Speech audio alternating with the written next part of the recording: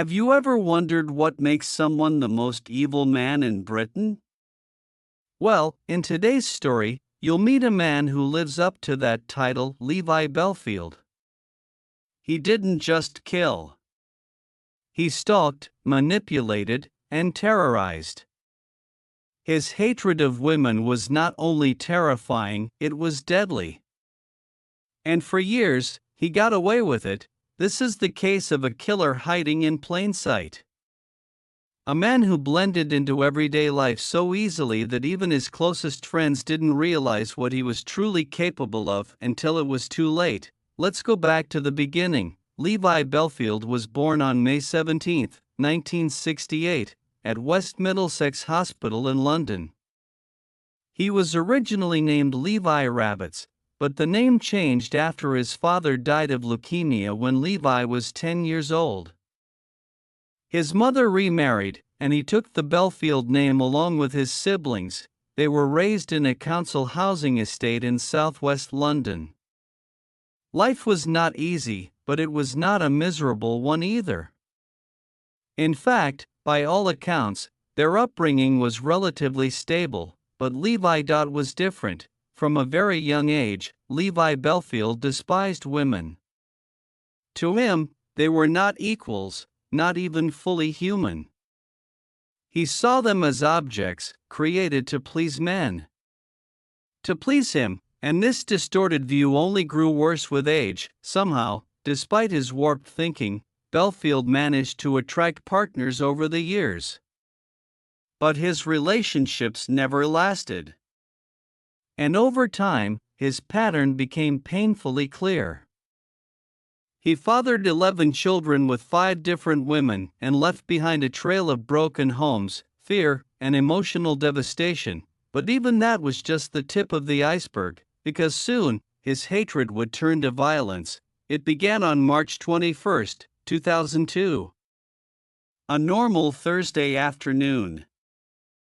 Millie Dowler, 13, had just finished school and was walking home through the town of Walton-on-Thames, in Surrey. Like many parts of England, the streets were dotted with CCTV cameras, except for one.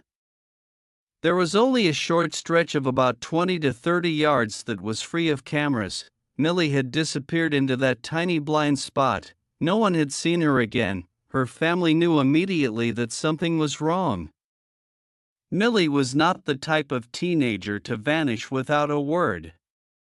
She was strong-willed, independent, and incredibly close to her loved ones. She would have called. The police swung into action with everything they had, but nothing came of it. No leads. No witnesses. No clues. Meanwhile, across town, in West Drayton, Levi Belfield and his 23-year-old girlfriend Emma were house-sitting for a friend. That night, Emma said Levi left around 3 a.m. because he couldn't sleep and wanted to go back to their apartment in Walton-on-Thames. It seemed odd, but not suspicious, at least. Not yet. The next day, when Emma returned to the apartment, she sensed something was wrong. The entire place was spotless, as if someone had thoroughly cleaned every nook and cranny. It seemed normal. Until you realized all the bedding was missing. Levi claimed the dog had had an accident and the sheets were ruined. So he threw them away, but that wasn't all. Emma's car was gone, the car Levi said he'd driven to the apartment that night. When she asked where it was, he told her he'd had too many drinks with a friend and left it somewhere else. But when they went to get it, it was gone. The car was never seen again. Despite all the warning signs, Emma didn't press on. Maybe she thought he was cheating. Maybe she didn't want to believe anything worse. She stayed, and that decision haunted her. Eventually, they moved into a new house in Little Benty, West Drayton. On the outside, they seemed like a normal couple. But to the neighbors, there was something about Belfield that felt strange. He began to rage at an elderly couple down the street, verbally abusing them, vandalizing their garden, even allegedly pouring weed killer into their flower beds. The man loved gardening. Like Belfield, he wanted to destroy anything that brought joy to others. To keep people away, he erected barbed wire fences, kept vicious dogs, and made his house look more like a fortress than a home. And Emma? Her demeanor changed, too. She seemed constantly frightened, tired, down. Like she was always trying to avoid making him angry. His former girlfriends described similarly terrifying behavior, unpredictable mood swings, paranoid eating rituals. At one point, he forced one of them to eat food from his plate because he thought she was trying to poison him. And when she became pregnant with a girl, things got worse. Belfield had always wanted a son, and he hated the idea of having another daughter. By now, 6 months had passed since Millie had gone missing. Still no leads, until a group of mushroom pickers stumbled upon a decomposing body in the woods on Yateley Heath in Hampshire. It was Millie. The body was too badly decomposed to determine the cause of death. But it was her. 13 years old. All her belongings were gone, her handbag, her phone, her clothes. The police reclassified the case as a murder and launched Operation Ruby. But while they were still trying to figure out who killed Millie, Levi Belfield struck again. After the discovery of Millie Dowler's body, the police were no closer to finding her killer. There were no suspects, no evidence, no witnesses. But Levi Belfield? He wasn't finished. In fact, he was just getting started. Just a few months later, on February 4, 2003, the quiet suburb of Hampton, Middlesex, became the scene of another tragic murder. That night, Marcia McDonnell, a bright 19-year-old student, was walking home from a movie with friends. She got off the 111 bus near her home, turned onto her street and was just 100 yards from her front door when it happened. Without warning, someone came up behind her, slammed her hard on the back of the head, and she collapsed instantly. An ambulance was called. She was taken to intensive care. But by the next morning, Marcia was gone. She never made it home. CCTV footage from the bus showed a silver Vauxhall Corsa parked nearby. It followed Marcia's path as she drove. It was the only clue, but not many. Vauxhall Corsas were ubiquitous in the UK. At the time, they made up 3% of all cars on the road. And the footage was too grainy to make out the license plate. The police, however, felt it was no coincidence. A brutal, random attack. A girl walking alone after dark. Someone had been following her, stalking her, waiting for the right moment to strike. The press dubbed him the Flash Killer, a man who struck quickly and disappeared just as quickly. But what investigators didn't know was that the man they were looking for was spiraling out of control. Belfield had recently taken a job as a nightclub doorman. It suited him perfectly. He liked to intimidate people, to be in control, to resort to violence when things went wrong, and behind the scenes, his violence against women continued. An ex-girlfriend told investigators horrifying stories, how he controlled every meal she ate, how her food never touched her plate, how he accused her of poisoning him, how he only hit her on the body, never in the face, so no one would notice the bruises, and he had a deep, obsessive hatred of women, especially those who were educated or middle class. In his twisted mind, the only way to defeat these women was to degrade them or kill them, but the police still couldn't connect the dots. For them, Millie's murder was one case. Marcia's murder was another. There were no connections. No suspects. No leads. Then came May 28, 2004, just over a year after Marcia's death. 18-year-old Kate Sheedy was walking home from a night out with friends in Isleworth, Middlesex. She noticed a white van with darkened windows behaving suspiciously. It stopped suddenly. Something about it made her shiver. Kate, smart and cautious, crossed the street to avoid the van, but the driver didn't stop. He turned around. He drove straight toward her. Hit her once. Then backed up and ran her over a second time before speeding off into the night. Kate's injuries were horrific: every rib broken, a ruptured spleen, spinal damage. But against all odds, she survived, and when she was finally strong enough to talk, she gave the police something they desperately needed: a description. It was a white van, with darkened windows, and the crucial detail was that the driver's side mirror was broken. This could be the break they needed, but then, a catastrophic failure. That white car was caught on CCTV the night Kate was attacked. But due to an administrative error, the footage was never flagged or reviewed. A crucial opportunity was missed. While the police were scrambling for clues, Belfield continued to grow bolder. At the club where he worked, he began to brag, telling people about an upstairs room where he took girls after hours. Sometimes he even took them to his car. And sure enough, it matched Kate Sheedy's description perfectly: a white people mover with tinted windows. Just 3 months after attacking Kate, Belfield struck again. And this time, it would send the investigation into overdrive. On a warm August night in 2004, the body of Emily Delagrange, 22, was discovered in Twickenham Green, just a short distance from where Kate had been attacked. Emily had been out with friends, caught the bus and, like Marcia, may have fallen asleep and missed her stop. She asked the driver how much longer it would be to get home. He told her 10 minutes. But Emily decided to walk home.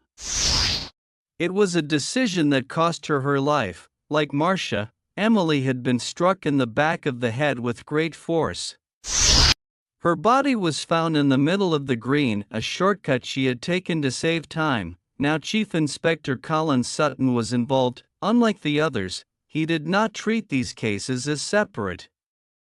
He reopened the investigation into Millie, Marcia, Kate, and now Emily. They were all young women, all attacked in a small geographic area, all late at night, all walking home or trying to get home, and all of them, whether killed or left for dead, had been targeted, stalked, hunted. It was no coincidence. This was a man. Meanwhile, Belfield had moved on to his next money-making scheme: illegal pinning. He would post a fake advertisement for a brothel. When men arrived and parked, he would clip their cars and extort money, knowing full well that they would not report it to the police. And while he was running this dastardly operation, Inspector Sutton was putting the pieces together. He discovered that Emily's phone, unlike the other victims, had not been turned off. In fact, it was still working 20 minutes after her body was found. By then, it had traveled all over town, from Twickenham Green to Walton-on-Thames. That's right, the very street where Millie Dowler had disappeared. Let me know when you're ready for part 3, where we'll cover Belfield's takedown and arrest, his shocking behavior in court, Millie Dowler's murder trial, and his descent into darkness behind bars. Joanna isn't just a casual acquaintance, she's Belfield's ex-girlfriend. She lived with him. She survived him. And she knows exactly what he's capable of. The police took her story seriously. they checked his record. On the surface, nothing stood out, just a series of minor offenses. But then one item stood out. In May 2004, Belfield had been arrested in a white Toyota Previa, a people mover, that matched Kate Sheedy's description perfectly. Even more damning? The police discovered that Belfield had owned a silver Vauxhall Corsa, the same type of car seen on surveillance cameras near the scene of Marcia McDonnell's murder. That was enough. On November 20, 2004, Sheriff Sutton and his team raided Belfield's home. He didn't show up right away. The officers searched every room, nothing. But just as they were about to give up, a sergeant had a hunch and opened the loft hatch. There, Levi Belfield was naked, hiding in a corner of the loft. The sergeant climbed up, aimed his flashlight, and uttered one of the most famous British police phrases, "You're hurt." When Belfield was arrested, things began to get complicated. Those who had feared him began to speak out. The wall of silence was broken. DCI Sutton suddenly had 27 ongoing investigations, from rape to assault to murder, but the police needed evidence, not just a confession. They needed to connect Belfield directly to the crime. Joanna became one of the most important witnesses. She describes in detail how Belfield abused her, only hit her legs and torso to hide bruises, punished her if she cried or screamed, made sexually explicit comments to schoolgirls on the street, constantly expressed hatred for women, especially middle-class girls. Belfield didn't just hate women, he hated them, especially those who were confident, educated, and independent. To him, those traits made them a threat, and the only way to control that threat was to destroy it. By March 2, 2006, the evidence had finally been assembled. Belfield was formally charged with the murders of Marcia McDonnell and Emily Delagrange, the attempted murder of Kate Sheedy. As DCI Sutton read out the charges, Belfield showed no emotion, no remorse, no anger, no fear. He said only two words: not guilty. In 2007, Belfield appeared before the Old Bailey, one of the oldest and most prestigious courts in the United Kingdom. From the very first day, his behavior was worrying. He appeared bored, often staring at the ceiling or biting his nails. He tried to appear calm, articulate, even polite, as if that would conceal the monster inside, but the jury was not buying it. Kate Sheedy took the stand and described how Belfield ran over her twice and left her for dead. Her courage in court left a lasting impact. On February 25, 2008, Levi Belfield was found guilty on all charges. And in a rare move by the United Kingdom, he was sentenced to life in prison, meaning he will never be released. But one case remains: Millie Dowler. It has now been 6 years since Millie disappeared. Inspector Sutton has looked into it all and made a chilling discovery. Belfield used to live just 20 yards from where Millie was last seen. The detail was overlooked during the initial investigation. But now, it has come into focus. In February 2008, police named Belfield as the prime suspect in the murder of Millie Dowler. They reviewed CCTV footage from 2002. 10 minutes after Millie was last seen, a red Daewoo Nexia was spotted leaving the area. It was the exact make and model of Emma, Belfield's girlfriend at the time. The car disappeared forever the day after Millie went missing. In May 2011, Belfield was finally brought to trial for the murder of Millie Dowler. The trial was tense, emotional, and painful. Joanna Collins testified again, telling the heartbreaking story of her life with Belfield. But this time, she refused to testify from behind a screen. She wanted to look him in the eye. Belfield squirmed. He rocked in his seat. For the first time in public, the control freak showed signs of losing control when Emma, his ex-girlfriend, testified she chose to hide behind a screen.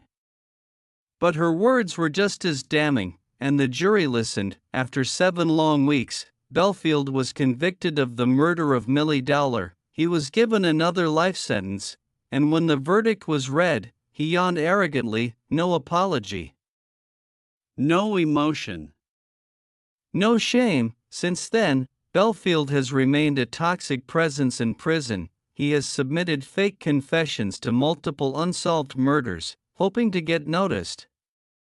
He has been attacked by other inmates, one even slashed his face with a homemade blade, and frankly, no one has mourned him. In 2023, it was revealed that Belfield had even proposed to a new partner while behind bars, a sickening reminder of how manipulative he still is.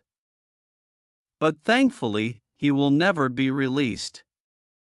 He now spends 23 hours a day in solitary confinement at HMP Franklin, one of Britain's toughest prisons. His cellmates, mass murderers, pedophiles, terrorists. Even among monsters, Belfield was despised. The world is safer with Levi Belfield behind bars. But no sentence can erase the pain. We remember Millie Dowler, 13, Marcia McDonnell, 19, Emily Delagrange, 22, and Kate Sheedy, 18, a miracle survivor. They were girls, they were students, they were friends. They were living their lives when a predator decided to destroy them for no other reason than his hatred and control. Their stories will never be forgotten. If this story touches you, consider sharing your thoughts in the comments. And as always, we honor the memory of these young women. Be safe, be vigilant, and remember, sometimes, the most dangerous people look just like everyone else.